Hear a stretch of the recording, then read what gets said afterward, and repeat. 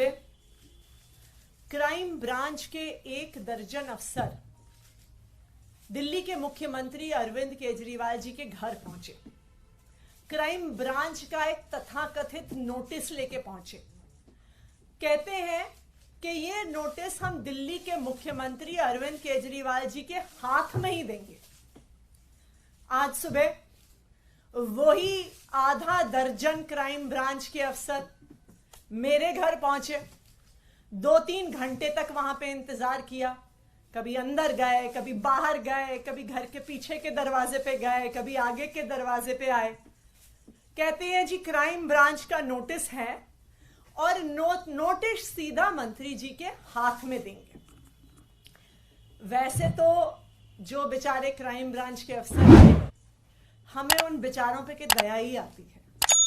दया इसलिए आती है कि जब पुलिस में आए होंगे, प्रमोशन के बाद इंस्पेक्टर बने होंगे, एसीपी बने होंगे, तो तब सोचा होगा कि पुलिस में आके देश की सेवा करेंगे। तब सोचा होगा महिलाओं की सुरक्षा करेंगे। तब सोचा होगा देशवासियों के लिए कुछ करेंगे। लेकिन आज उन बेचारों को टीवी की एक प्राइम टाइम नौटंकी बना के छोड़ दिया है उनके राजनीतिक आकाओं ने। जब वो बेचारे दिल्ली पुलिस वाले, क्राइम ब्रांच वाले बार बार कहते हैं, कल जैस्मिन जी की उनसे सीएम रेजिडेंस के सामने कुछ बातचीत हुई नोटिस को लेके, तो कहते हैं नहीं नहीं नहीं नहीं नहीं, हम मीडिया के सामने नहीं बात कर सकते, हम मीडिया के सामने नहीं बात कर सकते, अंदर आओ, हम मीडिया के सामने नहीं बात कर सकते। तो पूरे दिल्ली में, पूरे देश में क्या मैसेज जाता है? मैसेज जाता है कि दिल्ली पुलिस वाले डरपोक हैं, दिल्ली पुलिस वाले कायर हैं। ये कितने दुख की बात है कि दिल्ली पुलिस के जाबाज सिपाहियों की इमेज आज एक डरपोक इंसान, एक कायर की कर दी गई है, जो मीडिया के सामने बातचीत भी नहीं कर सकता। आप ये सोचिए कि दिल्ली के क्रिमिनल्स क्या सोचेंगे कि भाई इन दिल्ली पुलिस वालों से डरना जो 2-4 कैमरामैन से डरते हैं। एनीवे, तो कल आए क्राइम ब्रांच वाले। क्राइम ब्रांच वाले 3-4 घंटे की इस नौटंकी के बाद मुख्यमंत्री अरविंद केजरीवाल जी को एक नोटिस देके गए। आज सुबह भी मेरे घर आकर भी 2-3 घंटे की नौटंकी के बाद एक ये नोटिस देके गए। अब ये नोटिस भी मजेदार है। ये नोटिस ना तो एफआईआर है, ना ये किसी प्रकार का समन्स है, ना इसमें आईपीसी की कोई धारा, ना इसमें सीआरपीसी की कोई धारा, ना इसमें पीएमएलए की कोई धारा, ना इसमें प्रिवेंशन ऑफ करप्शन एक्ट की कोई धारा। तो कुल मिला के क्राइम ब्रांच 48 घंटे की नौटंकी के बाद मुख्यमंत्री अरविंद केजरीवाल जी और मुझे एक एक चिट्ठी देके चला गया है, जो वो कह रहे थे कि हम हाथ में ही देंगे। इतनी महत्वपूर्ण चिट्ठी है। मैं कई बार सोचती हूँ कि हमारे तो घरों में कभी अमेज़न वाले आते हैं, कभी फ्लिपकार्ट वाले आते हैं, कभी सरकारी कर्मचारी डाक की फाइलें लेके आते हैं। तो ये तो स्वाभाविक बात है कि वो फाइलें, वो डिलीवरी ऑफिस में ही छोड़ी जाती है। कोई मुख्यमंत्री, कोई मंत्री डाक के डेस्क पे बैठ के चिट्ठी रिसीव करने के लिए नहीं बैठा। लेकिन जो कल हुआ वो उन पुलिस वालों की गलती नहीं है, उनके राजनीतिक आका हैं जो हमसे कुछ सवाल पूछना चाहते हैं। तो वो हमसे पूछना चाहते हैं कि आखिरकार किसने आम आदमी पार्टी के विधायकों को ऑफर दिया। तो मैं दिल्ली पुलिस के राजनीतिक आकाओं को बताना चाहती हूं कि आपको इतनी नौटंकी करने की जरूरत ही नहीं थी। मैं आज प्रेस कॉन्फ्रेंस करके उन सवालों का जवाब दूंगी कि आखिरकार किसने आम आदमी पार्टी के विधायकों को करोड़ों रुपए के ऑफर दिए। वही लोग हैं जिन्होंने 2016 में उत्तराखंड में 9 कांग्रेस के विधायकों को कांग्रेस से तोड़कर बीजेपी में शामिल किया था, जिन लोगों ने उन 9 कांग्रेस के विधायकों को तोड़ा था, उन्होंने ही आम आदमी पार्टी के विधायकों को संपर्क किया।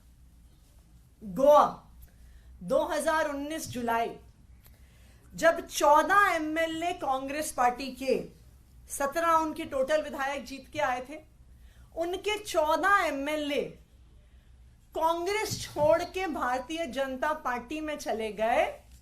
जो लोग उन 17 कांग्रेस के विधायकों के पास गए थे, वही लोग आम आदमी पार्टी के विधायकों के पास आए। कर्नाटका 2019, मई 2018 में कांग्रेस और जेडीएस की सरकार बनी।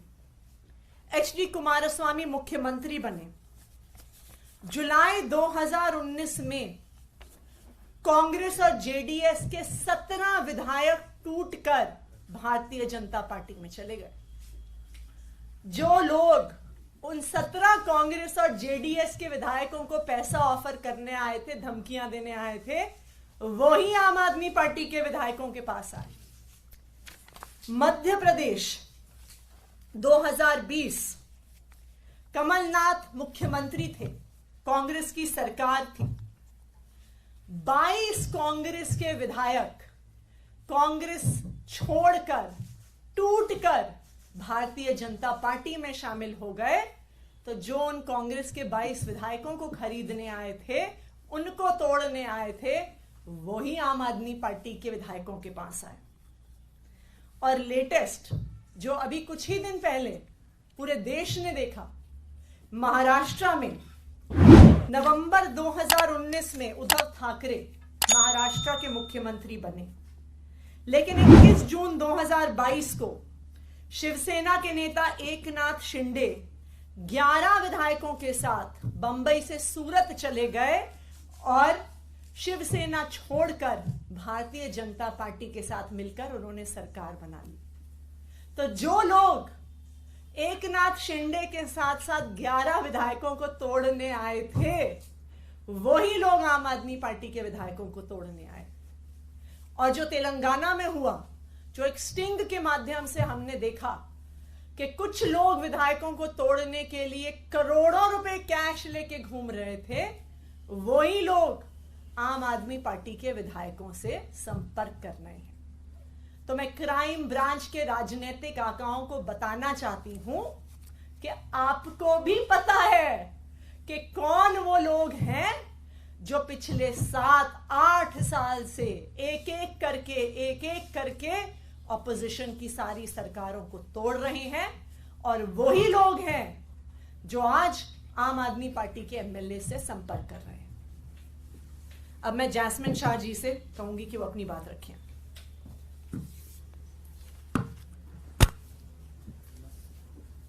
दोस्तों, आप सबने कल देखा कैसे मुख्यमंत्री अरविंद केजरीवाल जी के आवास के बाहर जब क्राइम ब्रांच, दिल्ली पुलिस के क्राइम ब्रांच के दर्जन करीब ऑफिसर, जिसमें कई सीनियर ऑफिसर खड़े थे, उनकी टीम पहुंचने के पहले सारी मीडिया वहां पे पहुंच गई थी। किसने बताया मीडिया को? भाजपा ने बताया। मतलब भाजपा को पता चल जाता है कि अभी क्राइम ब्रांच मुख्यमंत्री आवास पे पहुंचने वाली है। आज मंत्री आतिशी जी के यहां क्राइम ब्रांच के वही दर्जन ऑफिसर पहुंच जाते हैं। उससे पहले 2 दर्जन मीडिया वाले पहुंच जाते हैं। और फिर वहां पर 5 घंटे, कल मुख्यमंत्री आवास के बाहर 5 घंटे ये क्राइम ऑफिसर अपना सारा काम काज छोड़कर केवल खड़े रहते हैं और कहते हैं नहीं जी, हमें तो मुख्यमंत्री जी से मिलना है। आप सब ने वो वीडियो देखा होगा जहां मैंने उनसे एक आम नागरिक के तौर पे सवाल पूछा कि किस धारा के तहत, बस इतना बता दीजिए, किस धारा के तहत आप ये नोटिस मुख्यमंत्री जी को पर्सनली हाथ में सौंपना चाहते थे। क्या कहा उन्होंने? नहीं जी, नहीं जी, मीडिया के सामने नहीं कहूंगा, आ जाइए अंदर, आ जाइए अंदर, बात करते हैं। इतना डर, इतना खौफ। अगर आप कानून के तहत कोई काम करते हैं तो मीडिया के सामने बताने में क्या है आपको डर? सवाल का जवाब नहीं दिया। अंत पंत में 5 घंटे की नौटंकी के बाद वही नोटिस सीएम दफ्तर के बाहर देके चले गए। मैं आज आपको यह बताना चाहता हूं कि दिल्ली में इसका क्या इंपैक्ट होता है। आप सब जानते हैं दिल्ली देश का क्राइम कैपिटल है। हर साल, ये सुन लीजिए, ये नंबर अगर आप सुनेंगे तो चौंक जाएंगे, हर साल दिल्ली में 3 लाख क्रिमिनल केसेस रजिस्टर होते हैं। 3 लाख।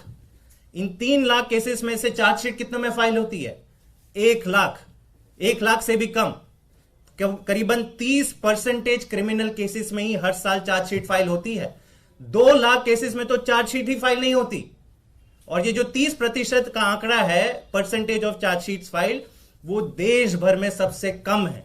मतलब दिल्ली में सबसे ज्यादा क्राइम रेट, दिल्ली में सबसे कम चार्जशीट। महिला सुरक्षा की बात करते हैं। Delhi is the rape capital of India. Women crimes against women में दिल्ली का अव्वल नंबर आता है। सारे मेट्रोपॉलिटन सिटीज का अगर आप हिसाब किताब लगा दें तो highest number of crimes against women Delhi में पिछले साल पाए गए 14,158। सीनियर सिटीजन्स की बात करें, सारे देश में सबसे ज्यादा क्राइम अगेंस्ट सीनियर सिटीजन्स कहां रजिस्टर होते हैं? दिल्ली में रजिस्टर होते हैं 1,315 पिछले साल, जो उसके पहले के साल से भी ज्यादा था। क्राइम अगेंस्ट चिल्ड्रन की बात कर लेते हैं। बच्चे कितने सेफ हैं दिल्ली में? दिल्ली में देश भर में highest crime against children report होते हैं हर साल। पिछले साल कितने रजिस्टर हुए? 7,400। और ये हर साल ये आंकड़े बढ़ते जाते हैं। हर साल दिल्ली के टोटल क्रिमिनल केसेस जो भी रजिस्टर हो रहे हैं वो बढ़ते जा रहे हैं। लेकिन दिल्ली पुलिस के क्राइम ब्रांच क्या करती है? बीजेपी के मुख्यालय से कॉल नहीं आया, दर्जन ऑफिसर भेज दो मुख्यमंत्री के घर पर, 5 घंटे उनको खड़े रहने दो, मीडिया के सामने नौटंकी करेंगे, भंगड़ा करेंगे कि आओ हमें शूट करो, हम यहां पे खड़े हैं। और नोटिस का आधार क्या है? जैसे अतिशी जी ने कहा, ना कोई आईपीसी की धारा मेंशन है, ना सीआरपीसी, ना कोई समन्स, ना एफआईआर। एक कोरे कागज पे एक नोटिस या खत लिखकर कह रहे हैं कि नहीं हमें तो मिलना है। तो क्या मुख्यमंत्री और मंत्री दिल्ली सरकार के सारे अपना कामकाज छोड़ दें, केवल और केवल डाकिया का काम करें कि अपने घर के बाहर खड़े रहें कि आइए दिन भर आइए, जो भी खत लेंगे हम आपको पर्सनली सौंपेंगे? हमारी बीजेपी से गुजारिश है, दिल्ली पुलिस के राजनीतिक आकाओं से गुजारिश है कि ये नौटंकी करना बंद करें, दिल्ली के लोगों की सेवा करने दें। दिल्ली के क्राइम ब्रांच के पुलिस ऑफिसर का कोई इसमें दोष नहीं है। हमारी पूरी तरह से दया है उनके साथ। वो जब आए थे पुलिस फोर्स में तो ये जरूर सोच के आएंगे कि देश की सेवा करेंगे, महिला सुरक्षा पर काम करेंगे, किडनैपिंग रोकने में काम करेंगे, मर्डर रोकने में काम करेंगे। लेकिन होता क्या है, सुबह एक 8 बजे कॉल आ जाता है कि जाओ आज पूरी दिन मीडिया के लेके जाओ और सीएम के बाहर आप सीएम के घर के बाहर आप ये खड़े रहो रास्ते पे। दुख होता है और मेरी हाथ जोड़ से विनती है कि क्राइम ब्रांच को उसका राजनीतिकरण ना करें, उनको जनता की सेवा करने में छोड़ दें। आतिशी जी, अभी जैस्मिन बता रहे थे कि सबसे कम केस रजिस्टर होता है दिल्ली में, लेकिन आप लोगों ने जो आरोप लगाया है उस पे भारतीय जनता पार्टी कह रही है कि सबूत नहीं देंगे तो आपके ऊपर में केस रजिस्टर होने वाला है और जवाब आपको इस बार देना ही पड़ेगा। क्या है सबूत, वो बता क्यों नहीं रहे आप लोग? देखिए, हम तो बता रहे हैं कि कौन लोग आए थे।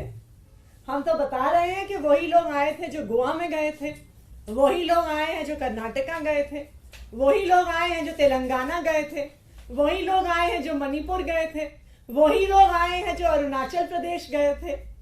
तो इसलिए ये कोई छुपी हुई बात ही नहीं है कि कौन आया था विधायकों की खरीद फरोख्त करने के लिए। ये आप सड़क पर चले जाइए, सड़क पर चलता हुआ आपको बच्चा बच्चा बता देगा कि कौन कांग्रेस के विधायक तोड़ रहा है, कौन शिवसेना के विधायक तोड़ रहा है, कौन जेडीएस के विधायक तोड़ रहा है, कौन आम आदमी पार्टी के विधायक तोड़ने की कोशिश कर रहा है। तो इसलिए ये क्या करें, एक भारतीय परंपरा में कहते हैं प्रत्यक्ष ही प्रमाण है, तो ये बिल्कुल प्रत्यक्ष है, पूरे देश के सामने है कि कौन विपक्ष की पार्टियों पर केस कर रहा है, कौन विपक्ष की पार्टियों को डराकर धमकाकर पैसों का लालच देकर तोड़ने की कोशिश कर रहा है।